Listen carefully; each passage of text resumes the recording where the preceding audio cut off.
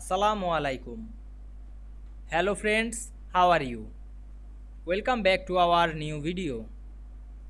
In this video, I am going to show you how to change page margin only from third page in Microsoft Word.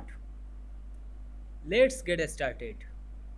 Firstly, we have to open a Word document and take some paragraphs. And we can see here 3 page. We change margin the third page.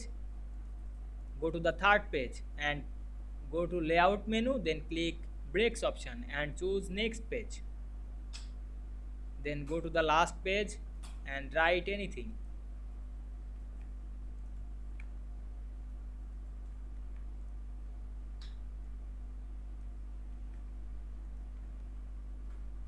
Then go to the margins option and choose white.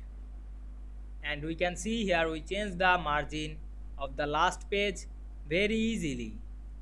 I hope you enjoyed the video. Please like, comment, share and subscribe my channel. Thanks for watching.